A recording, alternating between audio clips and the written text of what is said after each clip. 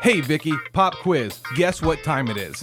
I don't know. I don't have my watch, Matt. You don't need a watch to know it's time for the March edition of Good News in Schools. Well, I love Good News in Schools, and I especially love our first story. Those sweet voices belong to the Jubilee Singers of R.V. Daniels Elementary, which is where Superintendent Vitti officially announced Happy Birthday Graduate. Duval County Public Schools developed the Happy Birthday Graduate initiative to help close the achievement gap and encourage early learning and literacy among disadvantaged families. The achievement gap does not exist at birth, and it's up to leaders like all of us in the room to provide the right interventions, the right investments. This news conference fell on National Read Across America Day and on Dr. Seuss's birthday. The district will be partnering with the Northeast Florida Healthy Start Coalition in distributing 5,000 of these backpacks to newborn babies and families living in Health Zone 1. The bags will contain nursery rhyme cards, a DJ finger puppet, a parent's guide to reading readiness, and much more. That will be bringing valuable resources to families that sometimes might not have books, that might not know nursery rhyme. This is funded by a grant awarded by the Chartrand Family Fund at the Community Foundation for Northeast Florida. The district has a number of matching donors as well as resource partners assisting with this initiative, and we thank each and every one of them. For more information, visit www.duvalschools.org and look under latest news. Now let's head over to Crown Point Elementary, where I'd say this guest knew a thing or two about making a grand entrance. That would be the 650 horsepower stock car of NASCAR driver Scott Lagasse. And this would be hundreds of excited 3rd, 4th, and 5th graders. Lagasse spoke to students about the importance of bicycle and pedestrian safety. His message was part of the Alert Today, Alive Tomorrow, which is a campaign of the Florida Department of Transportation. But at the end of the day, I hope there's a good message that comes from it. I hope wearing your helmet becomes cool. I hope having reflectors on your bike and using crosswalks, that really want that to be kind of the cool thing to do again.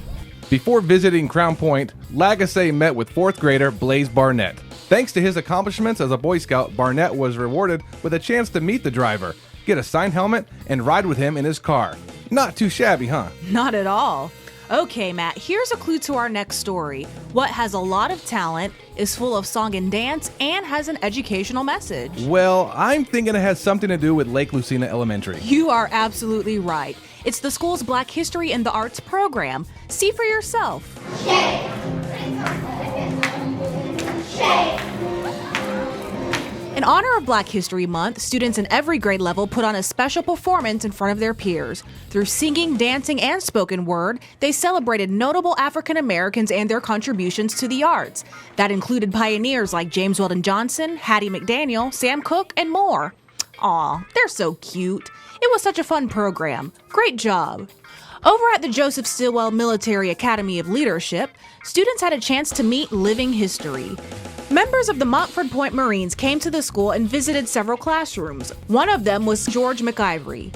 He's one of the first African-American Marines to be trained by the U.S. during World War II at Camp Montford Point in Jacksonville, North Carolina. He later became the recipient of the Congressional Gold Medal. Students had a chance to see it as well as other photos and artifacts. In the Media Center, students heard from Tuskegee Airmen Incorporated. They shared special artifacts and photographs honoring the nation's first African-American military airmen. These visits were made possible with help from the AmeriCorps Dream Project, an initiative of Communities and Schools Jacksonville. Very cool.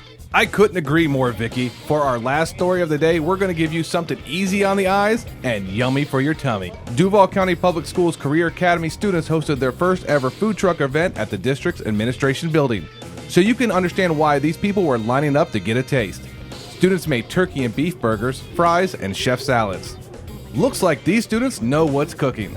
A big shout out to the students from Ed White, First Coast, Mandarin, Rains, and Ribault for all your hard work, and for representing 5 different Career Academy industries. I know they're going to go on and do great things. That's right, Matt. They are. Before we go, we want to remind you to keep up with us by visiting duvalschools.org. Go to our page to find the latest episodes of Real School, Good News in Schools, and our Real Talk podcasts. Well, that's it for today. And we'll see you all next month when we bring you an all-new edition of Good News in Schools. Until then, keep watching and have a great day.